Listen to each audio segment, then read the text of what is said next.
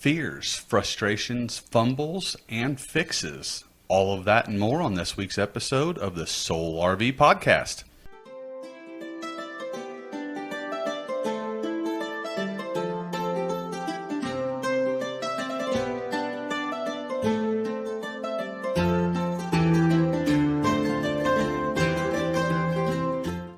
Hello, everybody, and welcome to episode 11 of the Soul RV Podcast. I am Mark. And I am Angie with Soul RV. Last week we discussed spring cleaning your RV, and we know that can be a little frustrating to do, but we hope we made it a little easier for you after hearing our suggestions.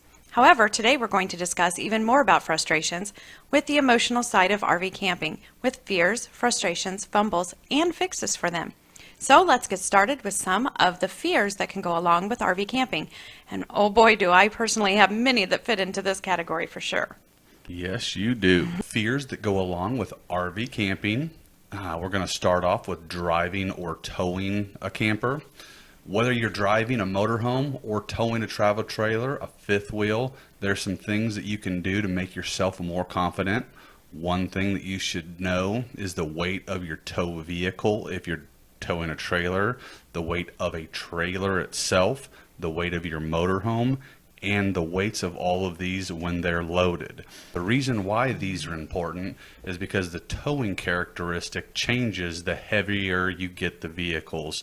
If you have it overloaded in the front or the back or one side, it can cause side sway, bucking, to where the trailer itself will cause the vehicle back end to bounce up and down. All of those will cause you to have a horrible experience while driving. So pay attention to where your cargo is at, where you put it in the vehicle, and make sure you're not overloaded with it, because overloading it will cause unintended things to happen. One thing that goes right along with this is tires. If you have the wrong tires on your vehicle, it doesn't matter what suspension upgrades, what safety equipment you have on it, you're going to have a tire failure that will cause an issue. Make sure you check your tire pressure before you leave on any trip. Make sure you have the proper tires on the unit that are rated for the capacity that you are putting in the camper or what they are rated for. While I am towing a travel vehicle, it feels like I have to keep my head on a swivel at first, always a little bit nervous. I start off slow and it seems that, speed up as I go along. The problem is sometimes I get a little too much speed and everything's to be going just perfect. Then all of a sudden I get a semi doing 80 that decides to pass me. All of a sudden, when that happens, if it bucks me around a little bit, I'm grabbing that steering wheel, white knuckling it, slowing down a little bit, or trying to figure out, why it had so much sway to it. I never see that in you. I never see that when you're driving. You never show that at all. Well, you're not in the same vehicle when I'm towing the travel trailer, so that's good. It doesn't happen in the motorhome. It doesn't happen in the motorhome? Okay. Yeah. Okay. But in the truck, it can be a whole different story. So knowing the characteristics of your vehicle, the tow vehicle, and the trailer is really good to know. Most of the times when I have issues like that, it's because I have something loaded improperly or I didn't check tire pressures. There was a trip where I had like 45 pounds of pressure in the vehicle tires, which was allowing the camper to just push me all over the place. So if I would have preventatively done my checklist before I left, those items wouldn't happen. So as I said, just learn the characteristics of your vehicle, practice, know where you're going. Keeping a safe distance between you and any vehicle in front of you in case you have to do an emergency stop is critical. If something were to happen, do you have your escape route planned out? Can you get to a median if have a tire blowout? Just all those little things will preventatively keep you safe if you have a little forethought that goes into it. One big part about in-town driving is staying in your own lane. It doesn't take but a few seconds to get over into somebody else's lane. Then all of a sudden you kind of, catches your eye and you can jerk back, causing issues there. So always keep a good eye on the road and where the vehicle is tracking at. You really want to make sure that you're following in your lane, and having wide tow mirrors helps a lot so you can see where the vehicle is at as well as the trailer. I don't know if anybody that has a trailer and hasn't jumped a curb once or twice. It's unfortunate that it happens, but you get a little ahead of yourself and take a corner a little too sharp, and you're going to be forced to do that sometimes with the travel restriction or the way that the construction is. You might have to drive up on one, but unintendedly doing it is just it shakes your confidence a little bit. So pay attention to the conditions around you and what's going on. That way you don't have a tire blowout or cause damage to your suspension. Slow down. That's the biggest thing that you can do, is just slow down and rely on the equipment to do what is right. And as I said earlier, sometimes you're going to make judgment calls that are based on getting you to a certain point by a certain time. Just remember, there's no deadline on getting to a campsite or getting somewhere that is worth risking yourself, your family, or your RV. Just remember, slow down, keep it safe. Don't pressure yourself into anything and having an issue with it. One of the next things that can be really frustrating is having to back into a campsite. It's never helpful when you have 6 people that are walking by and all of them decide to help you when you show up and do things. It's really good to have that routine planned out for when you get there. Have your wife, your family member, somebody there to help you back in.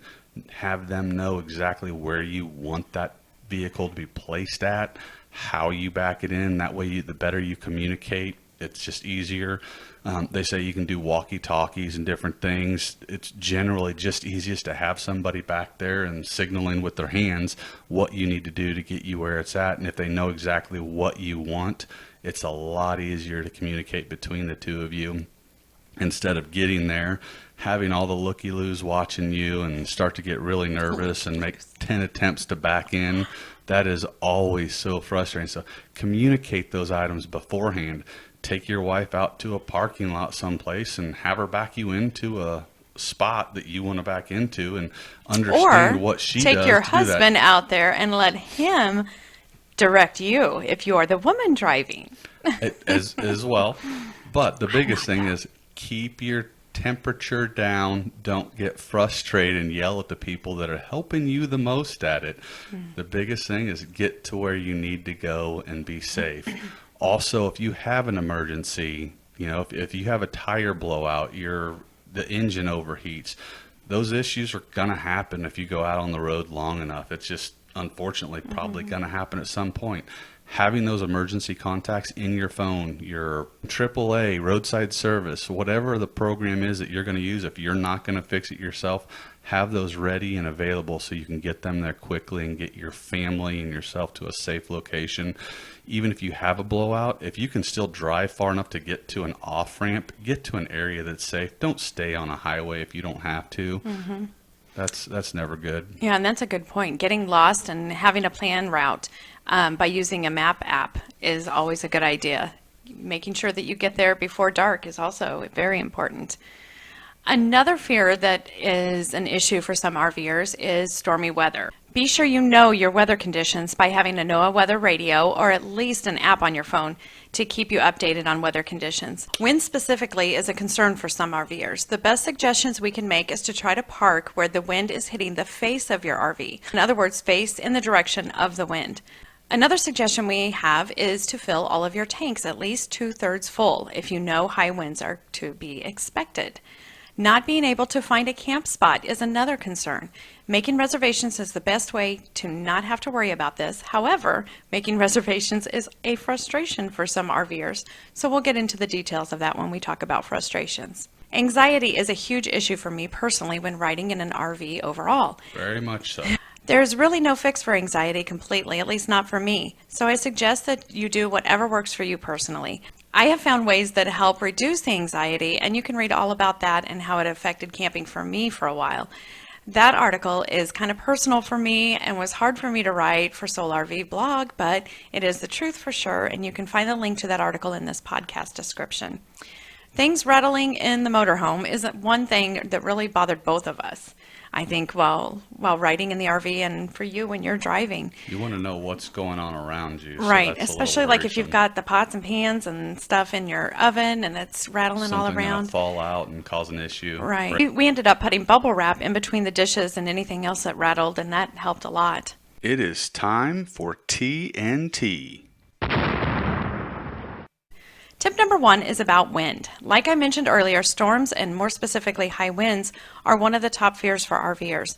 The best thing you can do before heading out for a trip is to plan ahead.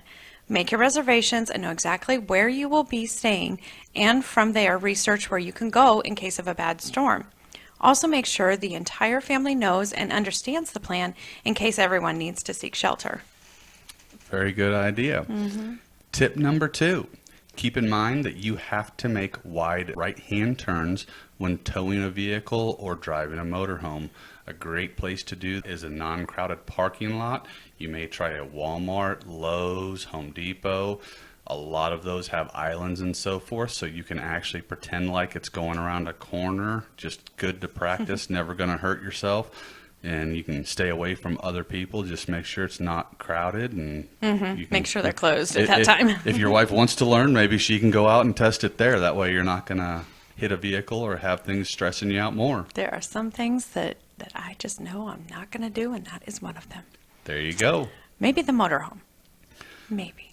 Now we're going to move on to topic 2 of the day, frustrations that can go along with RV camping. The first on that list of frustrations is campsite availability, especially in 2021, because we all know how 2020 went.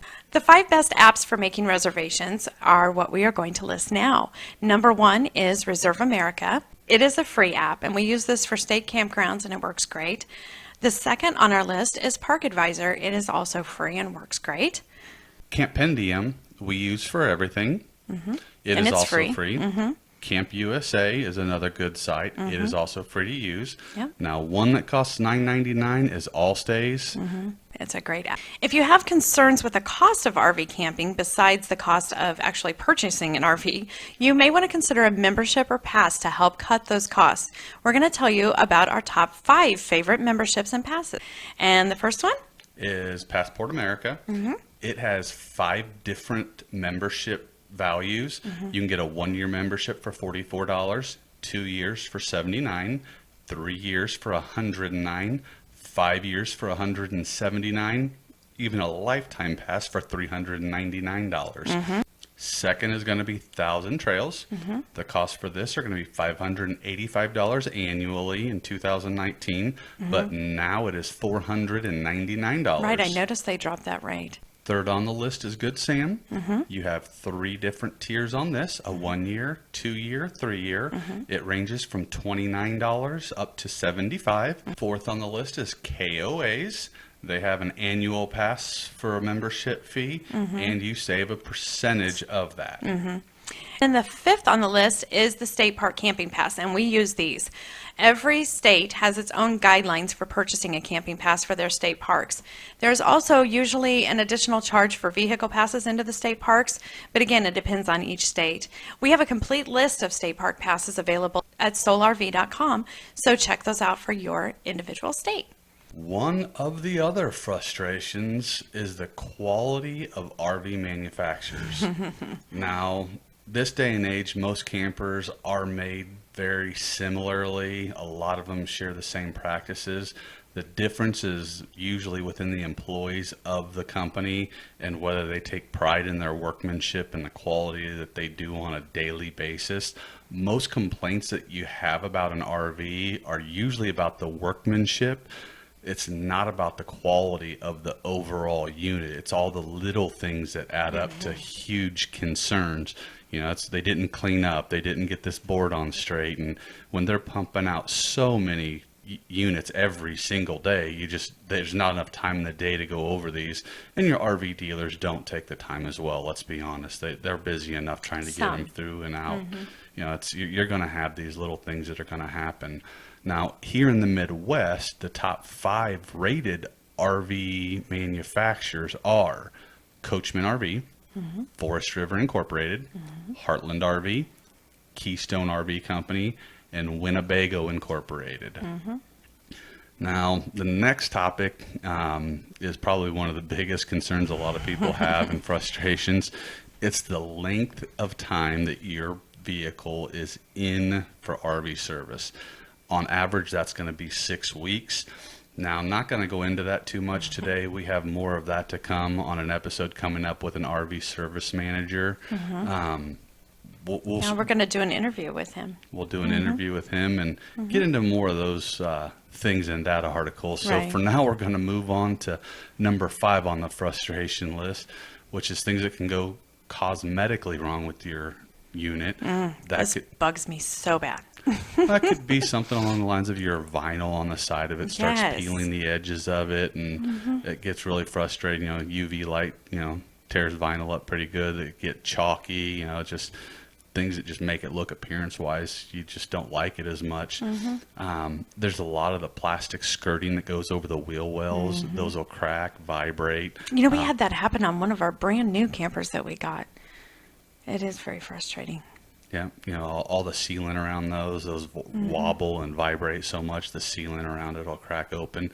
It doesn't cause any issue. It's just cosmetically you Right. see a gap there and a Sure. concern for it, as well as the screws on those back out, because usually when you put a self-tapping screw into that, it's just a little thin, 1/16 of an inch sheet metal that you're screwing into. Those screws are just going to start falling off with vibration.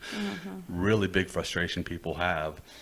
Another frustration can be electrical issues. One thing that we've noticed, that LED lights in these campers seem to fail pretty commonly. I don't know what that is. I personally haven't looked into it as much as I probably need to. We should. Another issue is you see a lot of people with the residential refrigerators and, pretty big power loads, and the inverters aren't hooked up properly when they first go out and can't get their units to work until they plug them into the I laugh actual because heat that pump. happened to us.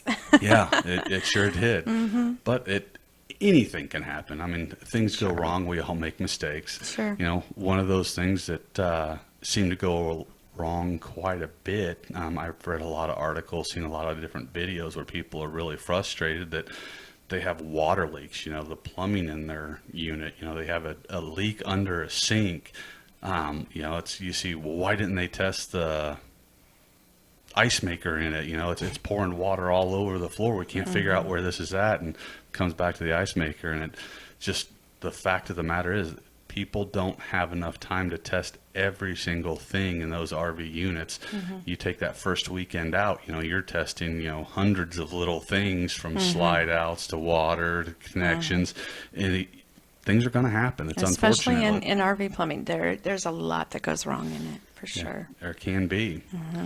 Don't get me started on the toilets. Yeah, well, that's just a whole different deal. Whole different going topic. on. We could do toilet paper and toilet talk. Oh, that's a good episode idea. Oh, now you're talking dirty. I don't like that. Now we're going to go to backing into a campsite. This can be very, very frustrating.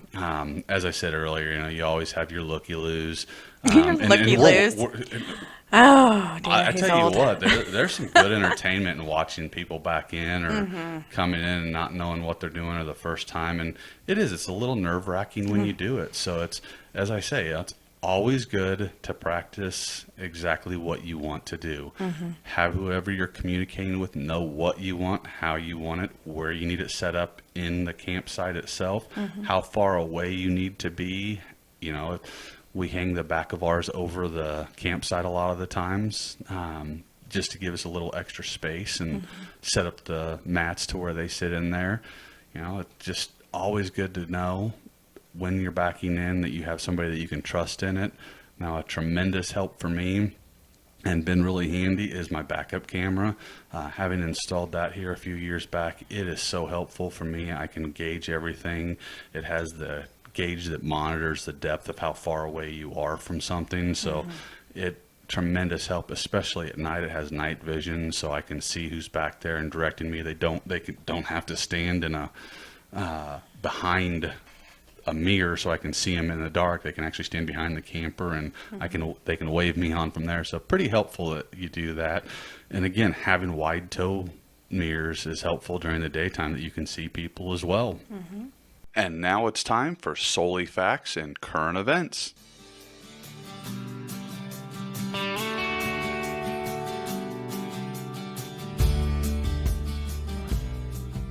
This week's Solely Fact and Current Event is that the Escapees RV Club has planned their very first virtual event for remote workers. It is the Rethinking Remote Work Conference, and it's a 5-day conference for RVers who are interested in remote jobs. It runs from March 4th through March 8th of 2021, and you can sign up using the link that we have in the description of this podcast. So any of you who are interested in doing any remote work right now, it's a great opportunity. Last week we asked you to let us know what you need to know. We told you we wanted to discuss all of the emotions that go along with RV camping, including the fears, frustrations, or a story you want to share about an experience, whether it was embarrassing, scary, or funny. And that's exactly what we're doing throughout this entire podcast, is answering all the questions you guys have sent in or called in. However, if you have any other questions and didn't get them into us, please feel free to call or text us at 913-303-0757 and leave a message, or ask us on our Facebook Happy Campers group. The link to that is in the podcast description as well. The sole goal.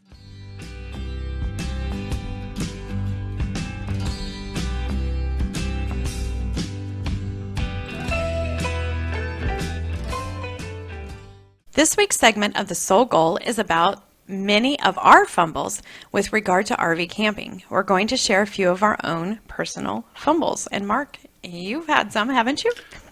I have done some pretty silly things. One that really frustrated me and I couldn't quite figure out at the time was we were flushing a tank on the Blackwater. And in order to flush that tank, I'll open it, close it, and we'll do multiple flushes on it. I closed that tank valve. Usually I'll leave it cracked open a little bit. Well, this time I just shut it, not even thinking about it, and for whatever reason got distracted. Something happened. Next thing you know, I'm walking back over to the camper and I'm going, where is this water coming from? It's like it started raining. It actually filled up the black tank with fresh water and was coming out of the vent on the roof. Thankfully, it wasn't very long. It just happened. But you can overfill your black water tank and have it vented on the roof and flood everything in your camper. Horrible situation. Thankfully, caught it very quickly, knew exactly what was going on, was able to remedy it. But one of those just dumb moments for myself that I really wish I could take back. You revealed another issue that you had with our camper in one of our previous episodes. I did, and that was on our newest camper that we have, or not our newest camper, but the newest camper we have, the Jack in the Box. One of the first times we took it out, I was working with the slide outs, and I don't know what I was doing exactly. We were moving or setting up a ramp, and I pulled in a slide out to get access to something, and I actually closed that slide out in on the door, which started to bend the lower part of the frame on the door itself. Thankfully, it was an easy repair, took care of it. Without wife even knowing. Yep. But it got to slow down. I mean, that's what that one really came down to, is I got into a hurry and just made a stupid mistake. So take your time. Personally, my biggest fumble was and is always leaving the awning out. I always manage to leave awnings out when storms come through. We lost an awning on our first motorhome when a storm came through without notice and had high winds. I remember Aiden was a tiny, tiny baby. He wasn't even a year old. He was a premature baby too, so he was a tiny little guy. And I was sitting outside. He was sleeping. I had the monitor beside me, and that wind came up just all of a sudden. Scared me to death. The awning went right up over the roof of the RV. I ran in, barely could get the door open because the awning was kind of hanging down and blocking it. I ran in, grabbed him. He's on oxygen. I didn't even bring the oxygen with us. I just grabbed him up and ran him over to Mom and Dad's camper and said, take him. And then I went back and got everything fixed up. But oh my goodness, I am the worst at leaving awnings out when they should not be out. Another time was when we had a severe storm heading towards us, and we had to really rush to get to shelter, which, when the storms are coming in, you're always rushing, right? And I'm always at work when these seem to happen. You're always at work. Always. I'm always with Aiden and all the dogs. I remember the camp host yelling at me to put the awning up, but I wouldn't do it.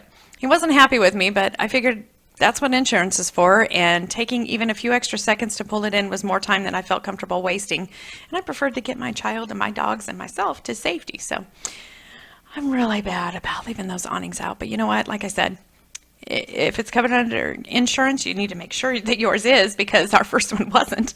Oops. But make sure they're covered. And you know what? If it's a matter of pulling your awning in or getting yourself and your family to safety first, you know which one you should choose. And it's not the awning. Yeah.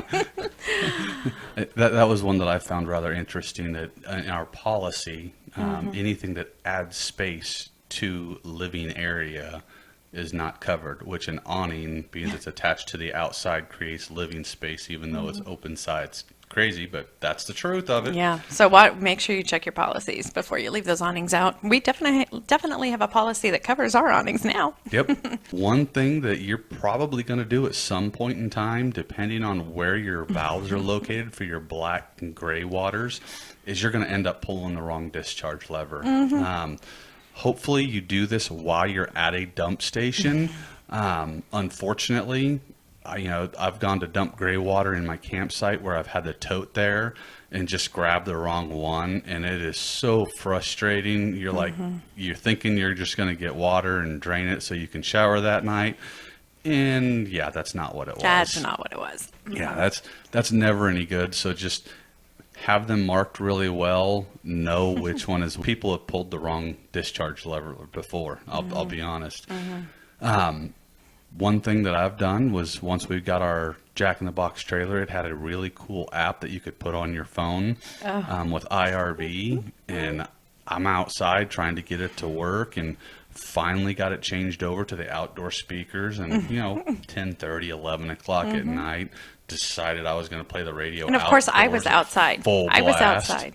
Yeah. Check the equipment first before you do it at night. That's for sure. He blasted the entire campground. Oh my goodness. I can't even imagine how mad people were. And then you're fumbling so bad you can't get it shut off. And I'm screaming at you, get it turned off. It's so loud. Yeah. Oh, people. I'm sure they were so frustrated. It happens. It does. It was an accident. Topic number 4 is fixes for some of these fears and frustrations and fumbles. Because we've covered so much information today about the fears, frustrations, and fumbles of RV camping, we want to be sure you have more details about how to fix each of these issues and concerns that we may not have touched on. We created a few more articles to help fix some of your fears, frustrations, and fumbles we discussed today. You can check those out on our website by visiting soulrv.com and look for Podcast 11 show notes. Food for the soul.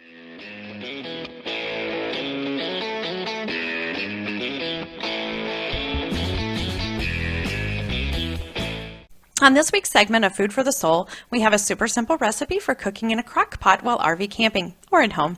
It is a recipe for crock pot chicken and noodles. One of my favorites. It is very good. You can check out that recipe on episode 11 under our podcast. That is it for today's episode of the Soul RV Podcast. We hope that we have helped calm some of your fears and frustrations with RV camping. Remember to head over to soulrv.com for more details on each of those issues and concerns. Additionally, if you haven't joined our Happy Campers group on Facebook, we would love to have you join us. Finally, we want to remind you that we have a brand new magazine out called The Soul Goal, and you can subscribe to that monthly magazine at soulrv.com. Just click on the Soul Goal magazine from the drop-down menu. Thanks so much for joining us today. As always, Soul RV encourages you to safely get out and live and explore the world around you. If you'd like to check out our show notes from today's episode, just go over to soulrv.com, click underneath podcast, and make sure you follow us on social media and be sure to hit that subscribe button below.